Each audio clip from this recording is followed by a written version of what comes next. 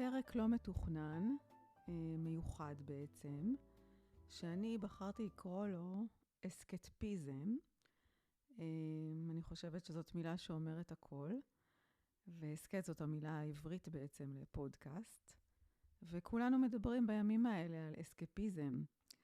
אז אתמול בעצם השקתי את פרק הפתיחה של אווירה באוויר, ואני כבר מאוד מודה לכם על כל התגובות והפרגונים, ובעקבות כל התגובות, אז לא יכולתי שלא באמת להקליט איזשהו פרק מיוחד לתקופה הזו, כי כשהתחלתי להקליט את הפודקאסט, זה היה בערך לפני כחודש, היינו בתחילתה של המלחמה, והייתי בטוחה שאני אקליט כמה פרקים, ועד שאני אעלה אותם לפלטפורמות השונות, המלחמה כבר תסתיים, ונוכל לצאת ולטייל ולהגיע לאותם מקומות. אבל הנה, בינתיים אנחנו עדיין בימים האלה, ימים מאוד לא פשוטים, ואני לא יודעת מתי המלחמה תסתיים. יש דיבורים על הסלמה, ויש דיבורים על הפסקת אש, והמצב עדיין שברירי ומעורפל. וחלק מההמלצות והדברים שאני הולכת לדבר עליהם בפודקאסט הזה, מן הסתם באמת נצטרך לחכות עם המימוש שלהם, תלוי כמובן איפה כל אחד נמצא, כי מן הסתם נסיעות ארוכות זה כרגע קצת פחות רלוונטי, הרבה מהמקומות סגורים, יש אזורים שממש מרובי הזקות, ואז פחות נעים להיות בהם. אז כמובן שאנחנו שומרים על אופטימיות ומחכים לימים אחרים, אבל מאחר ורובנו כן ככה נמצאים יותר במגרש הביתי, כל אחד איפה שהוא גר, אז איך אפשר קצת בכל זאת להרגיש את האווירה הזאת, את הדבר הזה שאנחנו מחפשים, למרות הכל, למרות המצב, וקצת לצאת מהכובד הזה, דכדוך, או כל אחד איכשהו מרגיש כמובן, ולשפר את האווירה, ומה כן אפשר לעשות, מעבר לדברים שבאמת כולם יודעים שאפשר לעשות, הדברים הבנאליים של פחות לצרוך חדשות, ולעשות ספורט, ולפגוש חברים, וכמובן לצפות בטלוויזיה, בסדרות ובסרטים, ולבשל ארוחות ביתיות, וכמה שפחות לאכול שטויות, ומטלות הבית שהן אף פעם לא נגמרות. אז מה כן ככה, כדי שנרגיש קצת יותר טוב? אז אם דיברתי על אווירה ועל מוזיקה, שהיא תמיד עושה לנו טוב, אז כל אחד כמובן איפשהו צורך את המוזיקה שלו, אבל אנחנו בבית מאוד אוהבים ערוץ רדיו אינטרנטי, חינמי, בלי פרסומות, חוץ מפרסומות לעצמו, שנקרא ABC Lounge, שזו מוזיקה כלילה נעימה, קצת ג'זי, נותן אווירה. ריחות נעימים, תמיד טוב שיהיה לנו בבית ריח נעים, אז כל המבערים למיניהם, אם זה אזור שככה פחות רצוי אולי עכשיו להשאיר נר, כי רצים למקלט ויש הרבה הזקות, אז כמובן שתמיד מפיצי ריח, ואם פחות רוצים את הריחות התעשייתיים, אז אפשר להכין לבד בבית, ואז זה גם תעסוקה.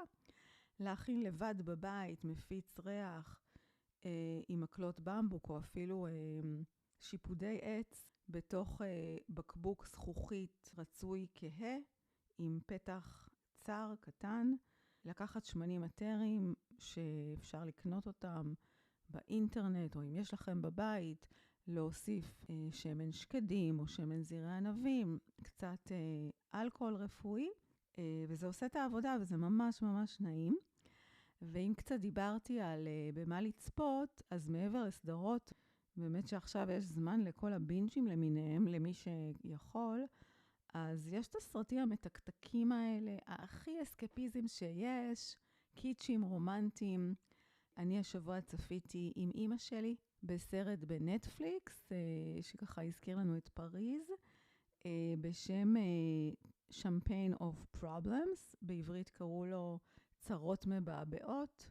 רומן כמובן מאוד צפוי בין בחורה אמריקאית שעובדת בחברת יינות, נשלחת לפריז היא משימה עסקית, ועל הדרך זוכה לחוויה פריזאית אמיתית ואהבה כמובן. אז סרט מתוק ומקסים שנקטע פעמיים או פעם אחת עם הזעקה כשהייתי שם, אבל הצלחנו לראות אותו.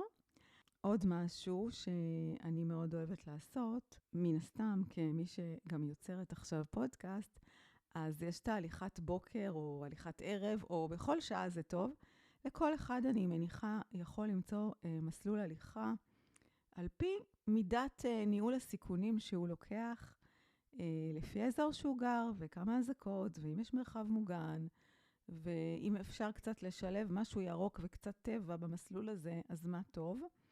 ושייתן לנו את הצעדים שאנחנו צריכים לעשות ביום. אז קצת ירוק, כי את עונת האביב המדהימה שיש השנה בארץ, כנראה שאנחנו מפספסים. אז לפחות בהליכות האלה שנראה את הירוק הזה, ולשים באוזניות פודקאסט או מוזיקה.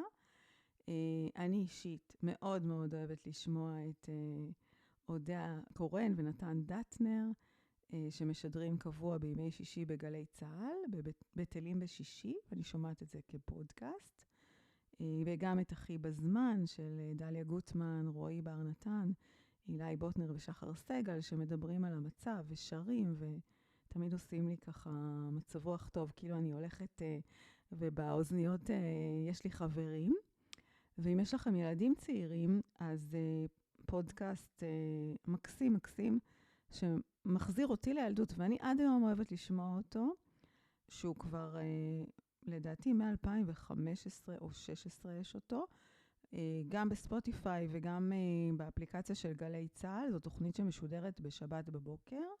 שבת בבוקר, גם זהו שמה, כמה צפוי.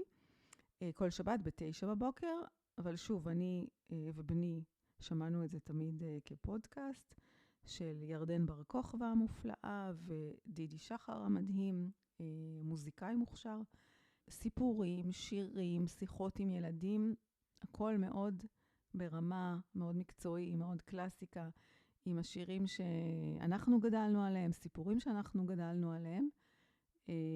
אז גם אם הילדים רוצים לשמוע משהו, ולא רק להיות מול המסכים, אז זה מאוד מאוד מומלץ. בנוסף, מה עוד אפשר לעשות? בכל עיר עכשיו כן התחילו לעשות פעילויות לילדים, ופעילויות למבוגרים, פעילויות חברתיות, הספריות פתוחות. אז זה גם משהו שאפשר ככה לצאת מהשגרה ולעשות משהו אחר. כל אחד מן הסתם יש לו איזה תחביב שאף פעם הוא לא מתפנה אליו, משהו שהוא רצה לעשות. אצלי למשל זה, לא שאני מוכשרת בזה, בכלל לא, אבל זה עושה לי טוב לצייר בצבעי מים. אז גם הלכתי שוב אומנית שקרובה אליי לסדנה עם חברות של צבעי מים, וגם קצת בבית אני עושה תרגילי כתיבה. יש המון ברשת אנשים שמעבירים סדנאות כתיבה אונליין, או נותנים אפילו תרגילי כתיבה חינמים, שזה מאוד טוב, מאוד ככה פורק את מה שמרגישים עכשיו. אם הזכרנו ספורט, אז אני מניחה שהרבה מכירים את האפשרות לנצל שיעורי ספורט במחיר מאוד סמלי דרך קופות החולים השונות, ואני מניחה שלכל אחד ימצא סטודיו שקרוב לביתו, ואז גם אפשר לשלב גם משהו יותר אקטיבי וגם איזה משהו רגוע, יוגה, פילאטיס, מאוד מומלץ. מאחר ויותר קשה עכשיו לנסוע למקומות מיוחדים, אבל בכל זאת צריך ככה לתחזק גם את הגוף, אז מעבר לספורט, אני גם מניחה שכל אחד יכול למצוא מטפל, מסאז'יסט, שגר קרוב, אפילו בבניין, רפלקסולוגיה או כל טיפול אחר שאתם אוהבים, וללכת לכל אותם אנשים שדווקא גרים לידכם, וזו הזדמנות ככה להכיר אנשים מהשכונה, וללכת לטיפול, למסאז' או לטיפול קוסמטי, בלי להתרחק. אצלי בבניין למשל, יש 2 מטפלות מופלאות, שגם חדר הטיפולים הוא בממד. אז מה יותר נוח מזה? וכמובן, אין על בית הקפה השכונתי, הכי קרוב, הכי נעים, ככה פוגשים גם אנשים, וזה תמיד עושה מצב רוח טוב. ואם אתם קצת יכולים יותר לנסוע, אז גם לכל אחד, אני מניחה, יש יחסית איזשהו בית קפה, עגלת קפה, משהו יותר כפרי, עם מרחב מוגן כמובן, או יקב, תמיד נותן הרגשה שיצאנו למקום אחר, למשהו שונה, אווירה אחרת.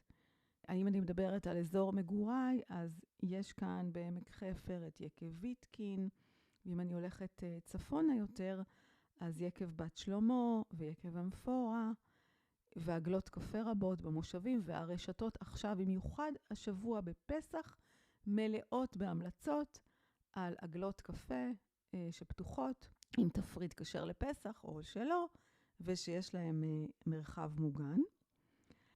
ואני באופן אישי, בגלל שחופשה בחול השבוע, יותר נכון תחילת שבוע שעבר בוטלה, ובכל זאת רצינו לעשות משהו, גם לציין יום נישואים של 20 שנה, אז באופן הכי ספונטני, נסענו לזיכרון יעקב, למלון ספא חדש ויפהפה, על צלע ההר בשם של רשת גורדוניה, ונקרא גורדוניה זיכרון.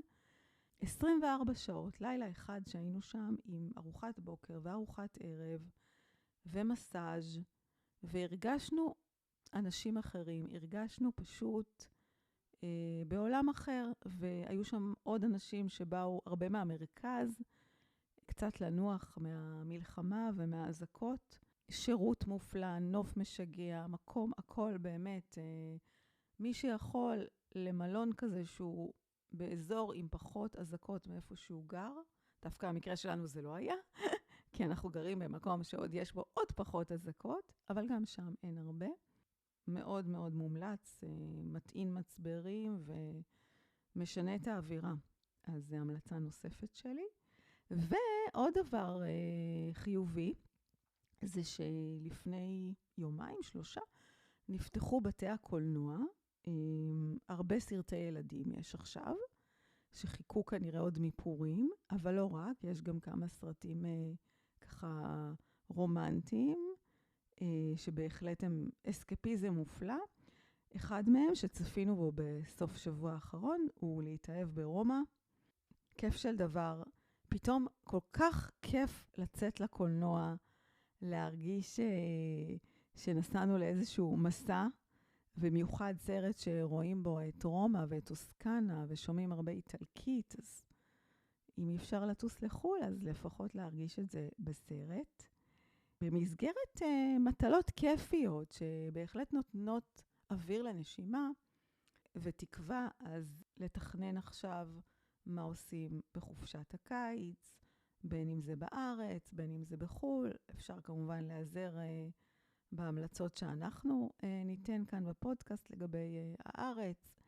מי שכבר רכש כרטיס טיסה לחול, רצוי בחברה ישראלית לצערנו, ככה זה נראה. אז זה הזמן אולי ככה לבנות את הטיול, לתכנן את הטיול יותר לעומק, להזמין מלונות, עם אפשרות ביטול, חשוב מאוד. אז זה גם ניצול נכון של הזמן, ומשימות נוספות תמיד טוב, להדפיס אלבומים, לסדר תמונות במחשב, לגבות אותם בתיקיות כאלה ואחרות, או להסתכל בתמונות מימים אחרים, מטיולים, למי שיש איזשהו אירוע משפחתי קרוב, למשל בר מצווה או בת מצווה, גם אם זה בעוד כמה חודשים, זה הזמן לבחור תמונות, להתחיל להכין חומר למצגת, כל המשימות האלה שאף פעם אין זמן אליהם, אז לעשות את זה ככה בנחת, כל פעם קצת, אז זה גם משהו שיכול ככה להוציא מהמלחמה ומהיום יום ומהאזעקות. אז זהו, זה היה פרק מיוחד לימי חירום, לימי מלחמות, לימי מגפות, לימים שבהם פחות אפשר להתרחק. פרק לבקשת הקהל, מה שנקרא. אז תודה רבה לכם על הפרגון ועל ההקשבה. אז נתראה בפרק הבא. אני הייתי רונית, וזה היה הפרק אסקפיזם במסגרת הפודקאסט אווירה באוויר. תודה. day to night. The map's not here, it's in my head, reliving roads that I once tread. A cafe buzzed with foreign names. The sun fell sideways, lit no frames. We drank the air, forgot our games.